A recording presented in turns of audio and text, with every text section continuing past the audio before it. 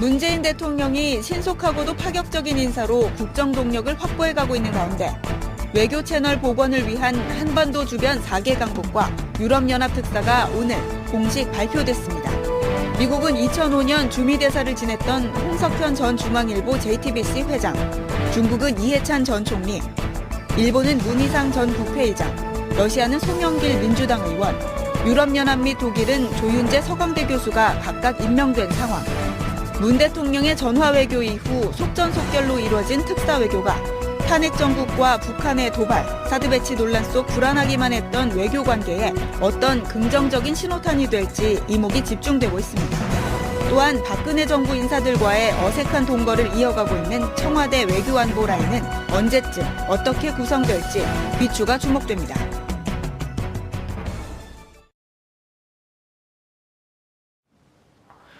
(5월 15일) 월요일 정봉주의 품격시대 두 번째 이슈 들어갑니다. 문재인 정부의 특사 외교가 본격적인 닷을 올리는 모습입니다.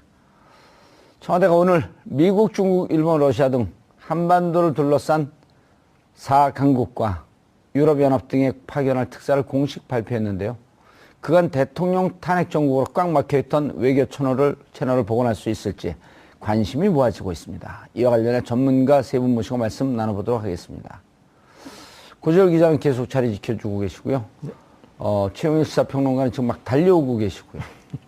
손수호 변호사님 자리하셨습니다. 네, 안녕하십니까. 예. 자, 근데 이 세 분들이 외교 문제 전문가예요? 그러게요. 인물 문제 전문가지, 인물 문제. 외교 문제 전문가는 아니고 인물 문제.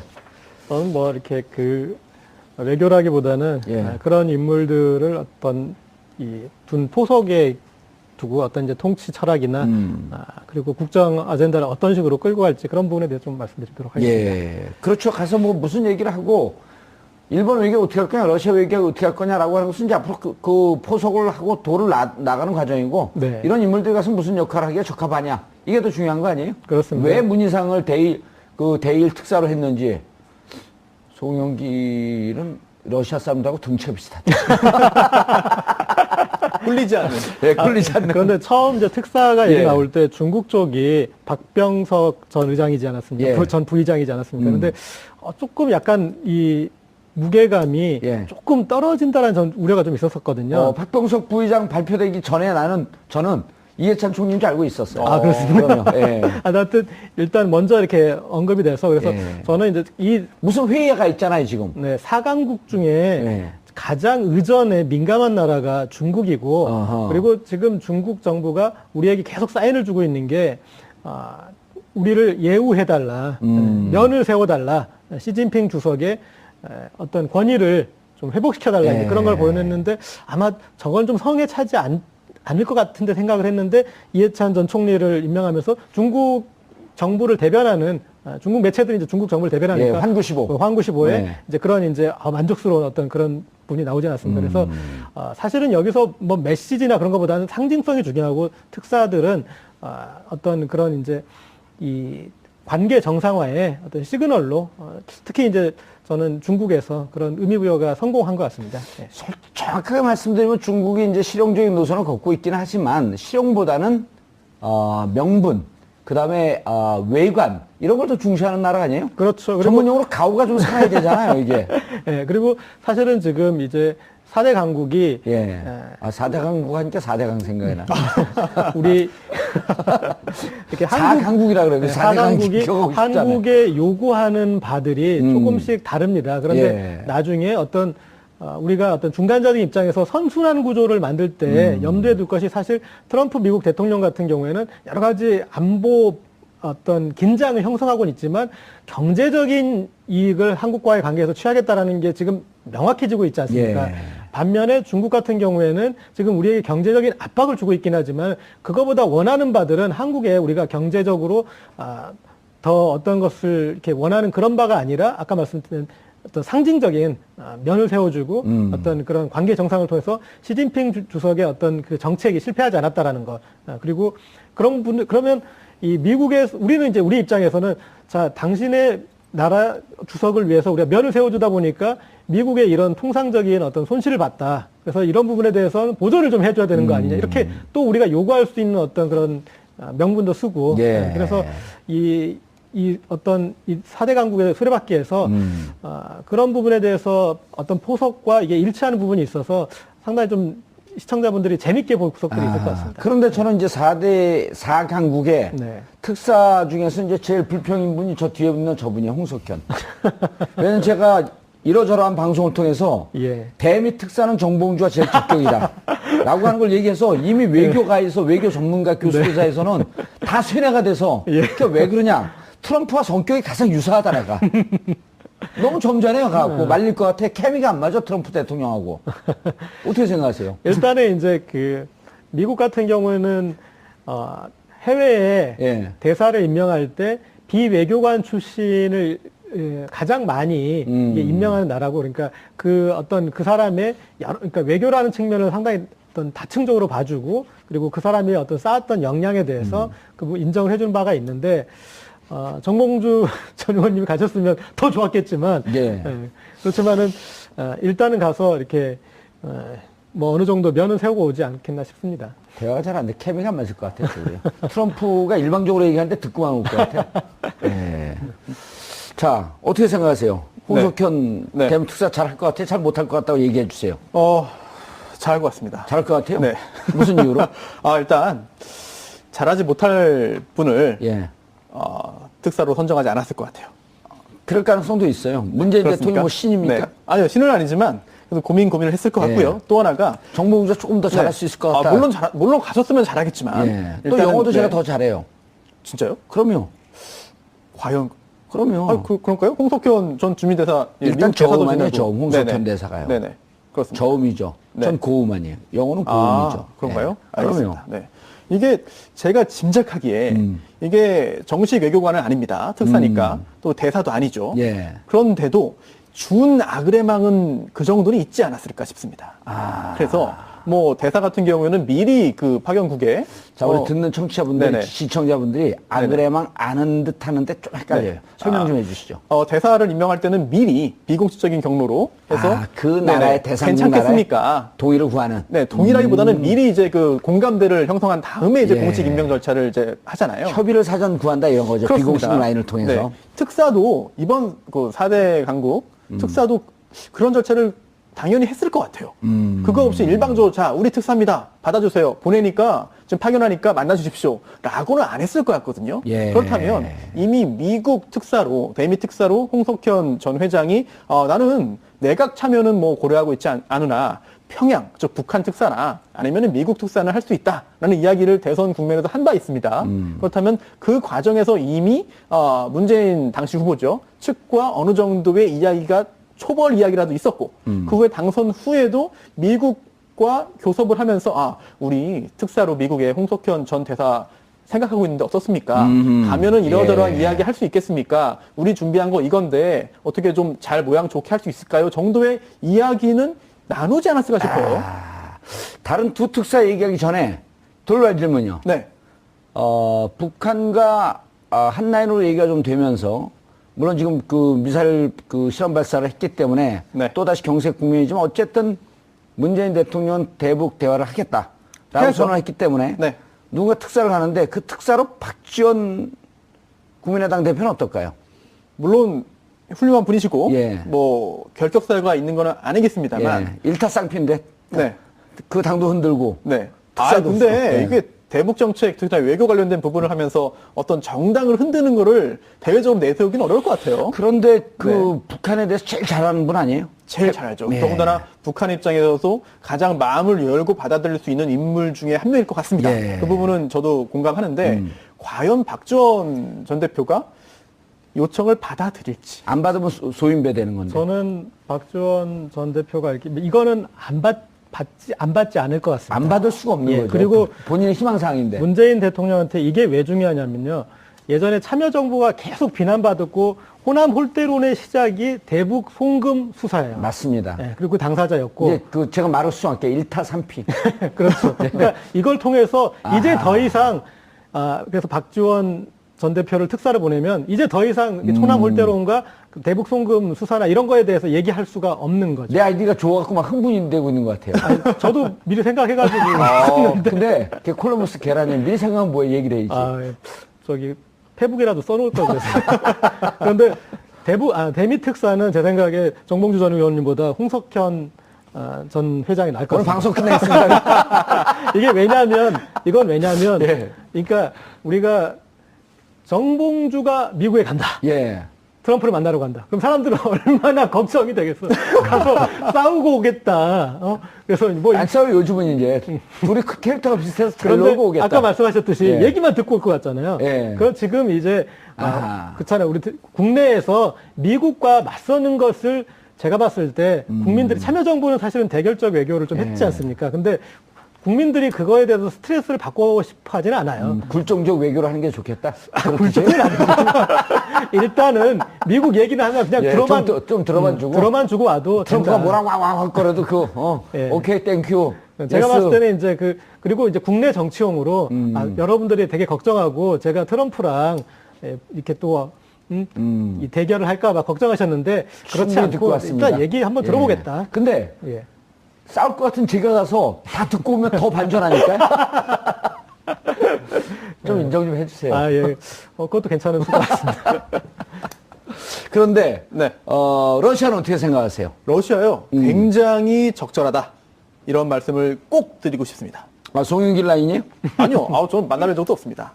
아하. 송영길 왜 송영길 의원이 의원을 러시아 네. 특사로 임명을 했죠? 러시아에 대한 이해가 깊고요. 예. 그걸 넘어서 그거보다 더 중요한 게 러시아에서 송영길 전 이제 시장이자 송영길 예. 의원을 좋아합니다. 아하. 좋아하는 등치가 크니까? 그것도 있겠지만 러시아 불곰? 러시아와 굉장히 우호적인 그런 일들을 많이 했어요. 당시에 그 송영길 의원이 인천시장을 이제 했잖아요. 예. 제가 인천이 고향이기 때문에 자세히 알고 있습니다. 당시에 인천에서 뭔가 노리고 있는 거 아니에요? 전혀 아닙니다. 그 러일 전쟁이 이제 있었잖아요. 송영길 있을 때 러일 전쟁이 아니요, 있었죠. 그 20세기 초반에. 20세기 초반에 어느 송영길의 네. 러일 전쟁을 다시 깜짝 놀랐네. 그 러일 전쟁이 있었는데 그때 그 러시아 전함이 예. 그 일본군한테 이제 그 끝까지 저항하다가 결국은 침몰합니다. 그게 바로 인천 앞바다에 있었거든요. 인천 앞바다에서. 네, 그 배가 이제 바리아크호인데 이 바리아크호의 깃발을 결국은 이제 우여곡절 끝에 인천시가 가지고 있었어요. 그런데 이거를 송영길 당시 시장이 재임하다가 러시아에 반환해줬구나. 반환 아닙니다. 2년을 정해가지고 빌려줬습니다. 오호. 네, 그리고 지금은 이제 2015년에 인천시에서 이거를 유형문전대로 지정을 해가지고 예. 인천시 박물관에 있습니다, 지금은. 오. 단지 몇 년 동안 빌려줬는데 그걸 가지고 이제 러시아에서 감동을 해서 송영길 시장을 초청해가지고 하고요. 그리고 또 훈장도 주고요. 아하. 또 송영길 당시 시장이 인천에 이 바리아크호 기념하는 기념비도 세웁니다. 근데 왜 그러냐면은 왜 그랬어요? 이 바리아크호가 사실 대일에 대한 그 대일 항전에 대한 그런 그 아주 그 상징이었기 때문에 러시아 교과서에서도 나와 있대요. 제가 직접 교과서는 못 봤습니다만 조금 여기서부터 내용 좀 딸리시는 거 아니, 러시아 교과서에 실릴 정도로 실린 거 확인 안 했잖아요. 직접 확인 못했습니다. 아하. 네, 못했습니다만 그 정도로 아주 유명하고 중요한 그 사건이었거든요. 예. 이거에 대한 그 전함기를 줬다. 이거만으로도 러시아에서는 굉장히 우호적이고 또 이런 말도 있습니다. 언론에 보도된 건데요. 4강 특사 중에 하나로 러시아에 송영길 의원을 파견하겠다라고 하자 푸틴 대통령이 직접 만날 준비가 돼 있다라는 아하. 표현을 합니다. 이게 굉장히 적극적이고 굉장히 이례적인 표현 같거든요. 그렇다면은 다른 국가도 잘한 것 같습니다만 특히나 송영길 의원을 러시아 특사로 보내는 것은 굉장히 여러 가지 상황을 잘 파악한 게 아닌가라는 개인적인 의견이 있습니다. 예, 의미가 있네요. 그리고 그런 정치적 그 행위, 정치적 업적 이런 것까지도 청와대에서 세심하게 분석했다는 거 아니에요? 그렇습니다. 다 알고 한 것 같아요. 원래 송영길 의원이 이제 그 민주당 의원으로서 의원 특사로서 그 중국을 방문했잖아요. 그런데 이번에 중국 대중 특사로 고려된 것이 지난번 아니라 사드 배치됐을 네. 때 의원들 몇 분 하고 남경필 그렇죠. 지사하고 함께 중국을 갔죠. 그렇죠. 사드에서 그래 그 이제 막 욕도 먹고 그랬었잖아요. 네. 그런데 이번에 그 대중 특사가 아니라 이제 러시아 특사로 고려된 것도 이런 조금 전에 말씀드린 이런 것까지 다 고려한 인선이 아닌가 생각됩니다. 예, 최영 평론가님. 네. 늦었으니까 조금만 얘기하세요. 네. 늦었으니까 많이 얘기시킬 줄 알았죠. 아니에요. 이해찬 총리. 아까 오기 전에 우리가 중요한 얘기 다 했거든요. 별로 중요하지 않은 얘기 먼저 해보세요. 네. 이해찬 총리 대중 특사. 지금 일단 환구시보에 기사가 났습니다. 예. 대환영입니다. 대환영. 중국 통이냐 아니냐. 박병석 네. 국회 부의장 얘기하다가 아까 아그라망 얘기까지 했었는데 네. 협의하다가 좀 바뀐 걸까요? 아니면은 처음에 박병석 아닙니다. 의장 얘기가 나왔었잖아요. 그러니까 지금 초기에 청와대에서 예. 이 문재인 대통령 취임 이틀째 어떤 보도가 나왔냐면 중국에 대해서는 2단계로 접근한다. 1단계는 사드 관련 특사가 갈 것이다. 2단계로 북핵 관련 특사가 따로 갈 것이다. 그런데 이 사드와 북핵은 연결돼 있는 이야기지 않습니까? 결국은 예. 이것도 총괄하는 컨트롤 타워가 있을 것이다. 이렇게 봤는데 아하. 지금 아니다 다를까 보세요. 박병석 대표 단장입니다. 1대1로 포럼에 갔고요. 예. 이해찬 전 총리급 참여정부 총리급이면 이번 정부에서도 그 정도의 예우는 인정이 되는 거죠. 그렇죠. 특사로 갑니다. 근데 또 보도가 나왔어요. 특사가 추가로 더 갈 가능성이 있다. 그러면 계속 사드, 북핵, 중국과 또 경협 여러 가지 문제로 계속 간다는 거예요. 언제까지? 풀릴 때까지. 그런데 문제는 뭐냐면 이게 미국과 중국이 동시에 조율되지 않으면 미국도 틀어지고 중국도 틀어지는 우를 범할 수가 있어요. 네. 균형이 아주 중요한데 그런 면에서는 지금 이 홍석현 전 회장 두 가지의 특성이 트럼프와 맞잖아요. 이 참여정부 때 주미대사니까 미국 통이고 외교가에서는 미국에 이미 주미대사였으니까 친미일 거야. 자, 두 번째 뭐냐면 사업가 출신이잖아요. 네. 트럼프랑 말이 통해. 그럼 이 두 가지의 코드를 괜히 조율하는 말 겁니다. 시켰네. 네. 요 정도. 그래서 미중하고의 이 균형 아니 외교를 제가 잘 끌고 갈 그 것이다. 대미 특사 노리고 있었다는 얘기를 못 듣고 들어오셨네 지금. 아, 그래요? 예. 전혀 몰랐네요. 지금 핀트가 어긋났군요. 왜냐하면 트럼프하고 제가 네. 대한민국 5천만 국민 중에 트럼프하고 캐릭터가 제일 비슷한. 인정합니다. 예. 네. 알겠습니다. 그런데 중국은 이해찬 총리가 정말 통해요. 해외 그 원정이나 이런 그 방문 중에 네. 단연 압도적으로 중국을 제일 많이 다녀왔고 특히 공산당 간부들 그러니까 서열 뭐 4위, 10위 안에 있는 네네네. 특히 시진핑 주석 라인 이분들과 무척 깊은 관계예요. 제가 개인적으로 잘 알잖아요. 그래서 저는 네. 박병석 그분 얘기 나올 때 아까도 잠깐 얘기했지만 미리 알고 있었어요. 아닐 것이다. 이해찬 총리 가는 걸 알고 간다. 있었어요. 예. 그러니까 그리고 이제 박병석 의원이 특사는 아니었다. 예, 박병석 의원이 1대1로 포럼 참석하니까 어쨌든 준 특사의 성격은 있었죠. 그렇죠. 먼저 갔으니까. 그렇죠. 그게 맞습니다. 그 의미 있는 분이고 정부 대표 시진핑 단장이죠. 주석을 만났다는 거 아닙니까? 그렇죠. 이 어젯밤에 만났고 예. 굉장히 문재인 대통령과의 전화 통화에 그 내용에 만족감을 표했다 이렇게 전했어요. 예. 그럼 상당히 시진핑 이 중국 국가주석이 박병석 단장에게 예. 우호적인 제스처를 취한 것으로는 확실히 보여집니다. 그리고 그 뒤에서 들어오는 또 이해찬 총리는 아주 전통적인 중국 통. 환대를 받겠죠. 예. 네. 한국시보에서도 이제 그런 논평이 나왔고. 네네, 맞습니다. 자, 이제 일본이 문제입니다. 네. 일본. 일본은 2014년 12월인가 2015년이죠. 벌써 그렇게 되네요. 2015년 2014년인가 헷갈리네. 그 언제죠? 2015년 12월이죠. 2015년 12월이죠. 전승절 기념 그렇습니다. 때 2015년 12월에 야, 최종적 불가역적 합의, 위안부 합의. 근데 유엔 인권위에서 최근에 또 권고를 했어요. 보완을 하라고. 네. 미진하다. 그 일본이 가장 그 문제인데 문희상 의원 같은 경우는 한일 의원 연맹의 그 회장도 하고 그러지 않았었나요? 예. 예. 근데 저는 그렇게 봅니다. 그러니까 문희상 의원 같은 경우에 인상은 되게 포청천인데 예. 그런데 사실 좀 통합형 인물이에요. 그래서 이렇게 네 분이 나이가 다 비슷한가요? 아니죠. 저기 송영길 의원이 이제 압도적으로 젊고 그런가요? 다 비슷해 보이는데.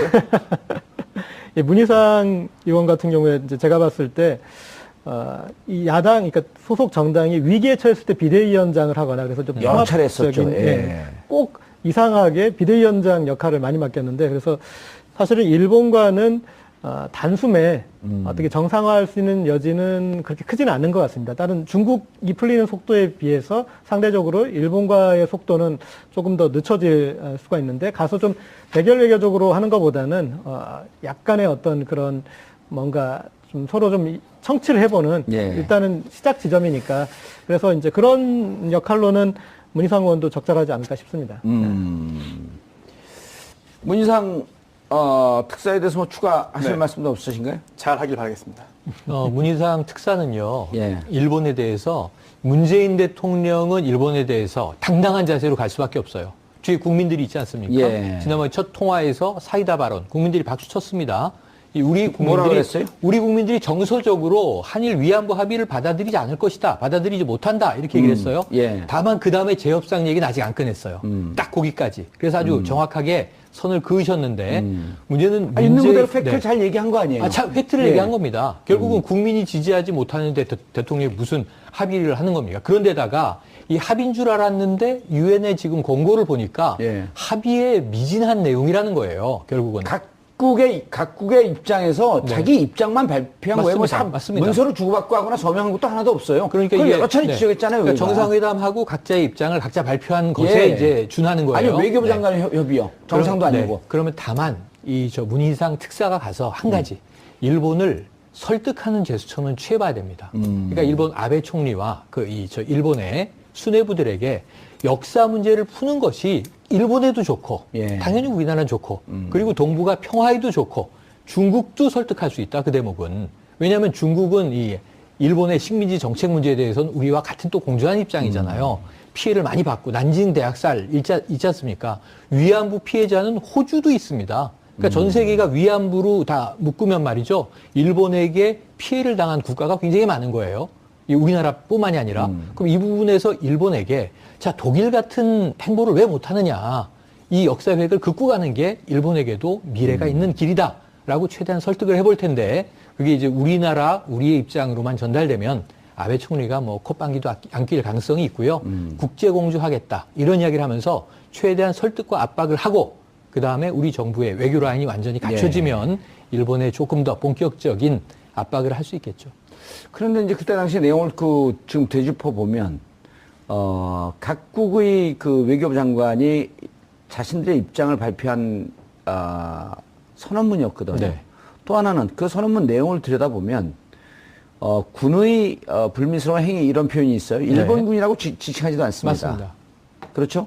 그 다음에 유감으로 표명한다라고 하는 것도 아베 총리가 직접 한 것도 아니고 외교부 장관이 대행 사과 표명을 네. 했단 말이에요. 네. 그러니까 이걸 한 게 없었던 거예요. 그리고 그 10억 엔 아닙니까? 그렇죠. 100억? 100억. 최대원가의 누구죠? 이대호 연봉만도 못한. 네, 야구 선수. 예. 자, 그런데 문제는 이 100억이 예. 배상금이면은 얘기가 달라지는데 금액이 문제가 아니라 예. 위안부 할머니들의 이 마음의 취해 문제에서 이게 국내에 들어와서 재단도 만들어졌잖아요. 그렇죠. 재단 설립 비용도 들어갔죠. 화해재단. 그러니까 그 무턱대고 화해를 하는데 이 돈이 뭐냐? 그 초대 이사장한테 제가 직접 인터뷰하고 여쭤봤어요. 예. 치유금이다. 치유금이 뭐예요?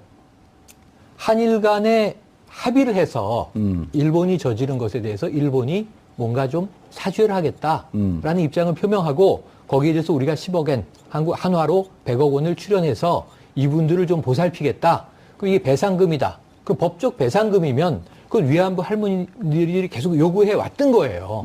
금액이 문제가 아니라. 예. 그런데 여기에 대해서 이게 치유금이다. 이거 우리 정부가 한 얘기입니다. 그럼 결국은 돈의 목적, 돈의 이제 성격도 매우 모호한 상황인데 대충 이 정도로 풀고 가자라고 하는 유야무야 뭉개기식 전략 아니냐. 어쨌든 이렇게 애매모호한 받아들여지는 거예요, 모든 것이. 예. 네, 이게 애매모호합니다. 만약에 정식 그런 조약의 형태였다고 한다면 예. 국회의 비준동의가 필요했겠죠. 그렇죠. 그런데 그런 형태를 국가 간 조약이기 때문에. 네, 그런 형태를 취하지 않았습니다. 취하지 못한 것이겠죠. 그렇죠. 비껴나간 겁니다. 그렇기 때문에 오히려 법적인 효력이 굉장히 낮은 것이죠. 그래서 그 결과 이제 파기 또는 재협상 가능성이 존재합니다. 더군다나 여러 단체에서 파기나 재협상이 아니라 네. 한 게 없다니까 맺어진 게. 근데 그렇죠. 일단 네. 지금 현재 돈이 지급됐기 때문에 그 돈을 또 이제 돌려주는 절차는 또 밟아야 됩니다. 또 개인에게 1억씩 뭐 네. 이렇게 억지로 또 강제로 지급이 됐다고 됐어요. 그러더라고요. 지급이 된 사례가 예. 있습니다. 예. 그래서 정리할 게 굉장히 많고 일이 꼬이게 됐는데 또 하나가 이게 헌법 정신에 반한다는 지적이 계속 나오고 있습니다. 특히나 이제 그 종군 의장부 같은 경우에는 전쟁 범죄입니다. 또 인륜에 반하고요. 예. 또 인권 정신에 당연히 반하죠. 그런데 이런 것에 대해서 법적인 어떤 그 사과 또는 법적인 책임의 인정 또는 손해배상이라는 법적인 그런 책임의 인정 없이 애매모호한 치유금이라는 명목으로 결국 이렇게 봉합을 한다면은 이거 자체가 헌법 정신에 반한다. 예. 따라서 우리나라 입장에서는 대한민국 입장에서는 적어도 이거를 이제 현행 법에 따르면은 받아들일 수 없다라는 의견이 굉장히 강하게 제기되고 있습니다. 문희상 특사가 이쯤은 알고 갔겠죠. 아시겠지만 역할상 이런 말씀을 하지는 못할 것 같아요. 못하겠죠. 네, 다만 또 이제 역할을 분담을 해서 이런 국민들의 마음, 또한 법조계나 아니면 여러 그 시민단체의 이런 그 분석 결과나 마음 연구 결과들을 전하는 전달 통로는 분명히 있어야 할 것 같습니다. 우리가 품격 시대를 일본 가서 방송을 하면서 아베 총리를 한번 앉혀놓고 얘기하고 싶어요. 예? 때리지 마십시오. 때리지 않죠. 제가 저 자꾸 때리는 사람을 보세요. 저는 주로 맞으면서 학창시절 왕따 맞으면서 이렇게 피해자 이렇게 살았기 때문에 누굴 때리거나 그러지 못합니다. 이렇게 문재인 대통령이 아베 총리 앉히는 거 별로 현실성이 없어요. 그래도 이제 절차가 있으니까 예. 문재인 대통령부터 먼저 앉히고 예. 가야겠죠. 그리고 그런 것 같습니다. 그러니까 이 아베에게 입장을 설명할 때 국내에서 이걸 받아들일 수가 없다. 그런 이제 뉘앙스로 얘기를 했는데 이 문제에 대한 접근법도 저는 그러지 예. 않을까 싶습니다. 왜냐하면 일본과 무턱대고 대립구도를 만들 것보다는 진상 규명과 이게 어떻게 된 과정이고 그렇죠. 어떻게 됐느냐, 그래서 어떤 왜 잘못이 이게 있었느냐. 외교부가 왜 이런 일을 지금 밀어붙였는지. 그렇죠. 예, 그래서 국내에서 그걸 환기해서 이 어떤 이거는 정말 잘못된 합의였구나. 그리고 합의도 아니구나. 프로세스가 잘못됐으면 다시 되짚어 봐야 되는 거 그렇죠. 아니에요? 그러니까 사드도 사실은 그렇고. 우리가 먼저 가야 되는 과정이 있기 때문에 일본하고는 시간만 벌어두면 되는 일 같습니다. 예. 짧게 말씀드리면 하나만요. 짧게. 대북 특사도 가고 이게 뭐 사드도 결정되는 과정 다 다시 들여다 봐야 되잖아요. 다 봐야죠. 당연히 예. 네, 당연히 해야 되죠. 간단하게요. 네, 그리고 이 위안부 합의 관련해서요, 숨겨진 전제가 있는데, 이게 예. 뭐냐면, 일본 적어도 강요들이, 예. 이제 그 위안부 관련해가지고 비하하거나, 아니면 뭐, 이제 여러 가지 망언을 안 해야 되는데, 그 계속 후에도 하고 야스쿠니 있죠. 참배하면서 예. 이런 망언을 하고 있습니다. 이거는 알겠습니다. 전제가 무너진 거죠. 청와대에 알겠습니다. 문서가 없어요. 예. 자, 문재인 정부의 개혁 과제 중에 제1순위는 검찰 개혁인 것으로 조사 결과가 나타났습니다. 청와대는 즉각적으로 검찰 개혁의 필요성을 언급하면서 검찰 내 우병우 사단에 대해서도 들여다볼 뜻을 비췄습니다. 대표적인 우병우 사단이라는 의심을 받고 있는 김수남 검찰총장은 퇴임사에서 나만이 정의롭다는 생각은 경계해야 한다 라는 뼈있는 말을 남겼습니다. 정의로움이라고 했나요? 이른바 우병우 사단이라는 검찰청 사람들, 최순실 국정농단에 침묵하고 있던 사람들이 정의의 한 뜻을 실행한 적은 있었는지 묻고 싶습니다. 만일 그랬더라면 나라 꼴이 이 모양이 됐을까요? 자신들이 한 일이 얼마나 심각한 일인지도 모르고 마치 정의를 구현했던 것으로 착각하는 자들, 국민들이 바라는 검찰 개혁의 칼날은 자신들을 향할 것이라는 점을 명심해 주시기 바라겠습니다. 5월 15일 월요일 정봉주 품격시대 마치겠습니다. 감사합니다. 그것이 사실 트럼프 미국 대통령 같은 경우에는 여러 가지 안보 어떤 긴장을 형성하고는 있지만 경제적인 이익을 한국과의 관계에서 취하겠다라는 게 지금 명확해지고 있지 않습니까? 예. 반면에 중국 같은 경우에는 지금 우리에게 경제적인 압박을 주고 있긴 하지만 그거보다 원하는 바들은 한국에 우리가 경제적으로 더 어떤 것을 이렇게 원하는 그런 바가 아니라 아까 말씀드린 어떤 상징적인 면을 세워주고 어떤 그런 관계 정상을 통해서 시진핑 주석의 어떤 그 정책이 실패하지 않았다라는 것. 그리고 그런 분들, 그러면 이 미국에서, 우리는 이제 우리 입장에서는 자, 당신의 나라 주석을 위해서 우리가 면을 세워주다 보니까 미국의 이런 통상적인 어떤 손실을 봤다. 그래서 이런 부분에 대해서는 보전을 좀 해줘야 되는 거 아니냐. 이렇게 또 우리가 요구할 수 있는 어떤 그런 명분도 쓰고. 예. 그래서 이 어떤 이 4대 강국의 수레바퀴에서 그런 부분에 대해서 어떤 포석과 이게 일치하는 부분이 있어서 상당히 좀 시청자분들이 재밌게 볼 구석들이 있을 것 같습니다. 그런데 저는 이제 4강국의 네. 특사 중에서 이제 제일 불평인 분이 저 뒤에 있는 저분이에요. 홍석현. 왜냐면 제가 이러저러한 방송을 통해서 예. 대미 특사는 정봉주가 제일 적격이다 라고 하는 걸 얘기해서 이미 외교가에서 외교 전문가 교수회사에서는 다 쇠뇌가 돼서 그러니까 왜 그러냐. 트럼프와 성격이 가장 유사하다 내가. 너무 점잖해요 가갖고 말릴 것 같아. 케미가 안 맞아 트럼프 대통령하고. 어떻게 생각하세요? 일단은 이제 그 미국 같은 경우에는 해외에 예. 대사를 임명할 때 비외교관 출신을 가장 많이 이게 임명하는 나라고 그러니까 그 어떤 그 사람의 그러니까 외교라는 측면을 상당히 어떤 다층적으로 봐주고 그리고 그 사람이 어떤 쌓았던 역량에 대해서 그 인정을 해주는 바가 있는데. 정봉주 전 의원님이 가셨으면 더 좋았겠지만, 예. 그렇지만은, 일단은 가서 이렇게, 뭐 어느 정도 면은 세우고 오지 않겠나 싶습니다. 대화가 잘 안 돼. 케미가 안 맞을 것 같아. 트럼프가 일방적으로 얘기하는데 듣고만 올 것 같아. 이야기는 나누지 않았을까 싶어요. 다른 두 특사 얘기하기 전에 돌발 질문요. 네. 북한과 한 라인으로 얘기가 좀 되면서 물론 지금 그 미사일 그 실험 발사를 했기 때문에 네. 또다시 경색 국면이지만 어쨌든 문재인 대통령은 대북 대화를 하겠다라고 해야죠. 선언을 했기 때문에 네. 누가 특사를 가는데 그 특사로 박지원 국민의당 대표는 어떨까요? 물론 훌륭한 분이시고 예. 뭐 결격사유가 있는 건 아니겠습니다만 일타쌍피인데 네. 그 당도 흔들고 네. 특사도 근데 없어. 네. 이게 대북 정책, 특히나 외교 관련된 부분을 하면서 어떤 정당을 흔드는 거를 대외적으로 내세우기는 어려울 것 같아요. 그런데 그 북한에 대해서 제일 잘하는 분 아니에요? 제일 잘 알죠. 네. 더군다나 북한 입장에서도 가장 마음을 열고 받아들일 수 있는 인물 중에 한 명일 것 같습니다. 네. 그 부분은 저도 공감하는데 과연 박지원 전 대표가 요청을 받아들일지. 안 받으면 소인배 되는 건데. 저는 박지원 전 대표가 이거는 안 받지 않을 것 같습니다. 안 받을 수가 없는 예, 거죠. 그리고 본인의 희망사항인데. 문재인 대통령한테 이게 왜 중요하냐면요. 예전에 참여정부가 계속 비난받았고 호남 홀대론의 시작이 대북 송금 수사예요. 맞습니다. 예, 그리고 당사자였고. 이제 그 제가 말을 수정할게요. 일타삼피. 그렇죠. 그러니까 이걸 통해서 이제 더 이상 그래서 박지원 전 대표를 특사를 보내면 이제 더 이상 호남 홀대론과 대북 송금 수사나 이런 거에 대해서 얘기할 수가 없는 거죠. 내 아이디가 좋아갖고 막 흥분이 되고 있는 것 같아요. 아니, 저도 미리 생각해가지고 근데 걔 콜럼버스 계란에 미리 생각하면 뭐에 얘기를 해야지. 저기 페북이라도 써놓을 걸 그랬어요. 그런데 대미 특사는 제 생각에 정봉주 전 의원님보다 홍석현 전 회장이 나을 것 오늘 같습니다. 방송 끝내겠습니다. 이건 왜냐면, 예. 그러니까 우리가 정봉주가 미국에 간다. 예. 트럼프를 만나러 간다. 그럼 사람들은 얼마나 걱정이 되겠어. 가서 싸우고 오겠다. 그래서 뭐 일본 외교 어떻게 할 거냐, 러시아 외교 어떻게 할 거냐라고 하는 것은 이제 앞으로 그 포석을 하고 도를 나가는 과정이고 네. 이런 인물들이 가서 무슨 역할을 하기에 적합하냐 이게 더 중요한 거 아니에요? 그렇습니다. 왜 문희상을 대일 특사로 했는지 송영길은 러시아 사람들하고 등치가 비슷하다.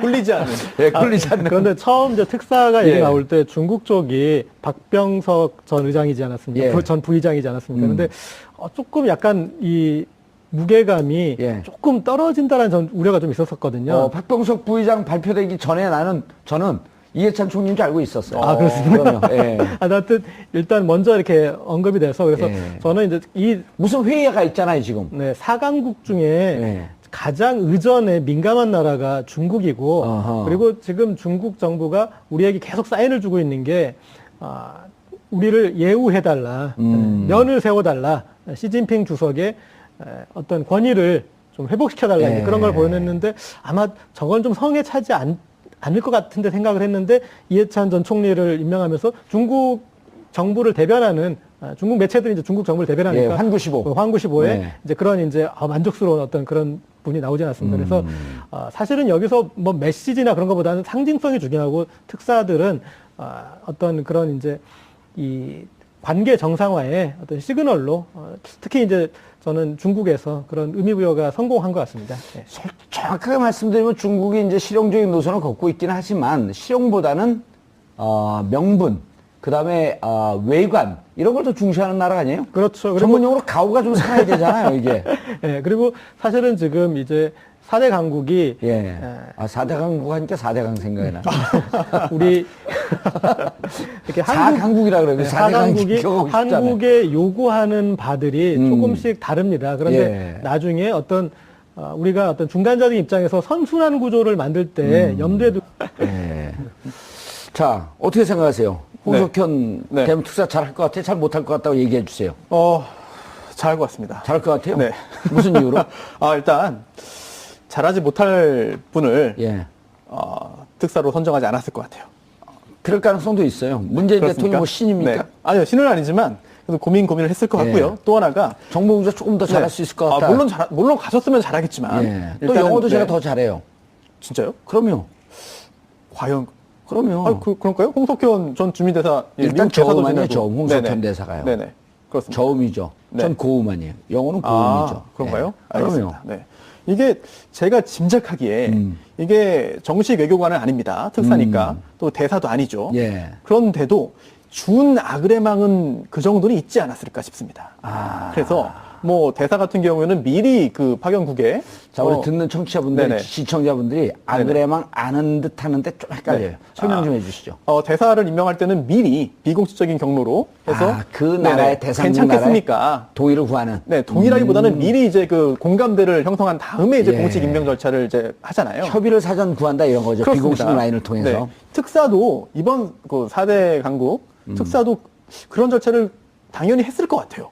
그거 없이 일방적으로 자 우리 특사입니다. 받아주세요. 보내니까 지금 파견하니까 만나주십시오. 라고는 안 했을 것 같거든요. 예. 그렇다면 이미 미국 특사로 대미 특사로 홍석현 전 회장이 나는 내각 참여는 뭐 고려하고 있지 않으나 평양, 즉 북한 특사나 아니면 미국 특사는 할 수 있다라는 이야기를 대선 국면에도 한 바 있습니다.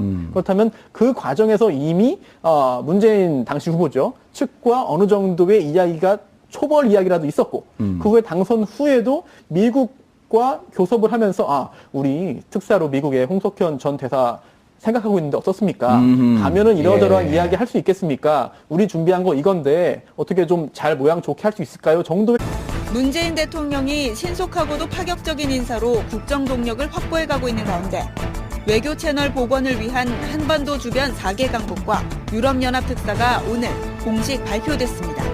미국은 2005년 주미대사를 지냈던 홍석현 전 중앙일보 JTBC 회장, 중국은 이해찬 전 총리, 일본은 문희상 전 국회의장, 러시아는 송영길 민주당 의원, 유럽연합 및 독일은 조윤재 서강대 교수가 각각 임명된 상황. 문 대통령의 전화 외교 이후 속전속결로 이루어진 특사 외교가 탄핵 정국과 북한의 도발, 사드 배치 논란 속 불안하기만 했던 외교 관계에 어떤 긍정적인 신호탄이 될지 이목이 집중되고 있습니다. 또한 박근혜 정부 인사들과의 어색한 동거를 이어가고 있는 청와대 외교안보 라인은 언제쯤 어떻게 구성될지 귀추가 주목됩니다.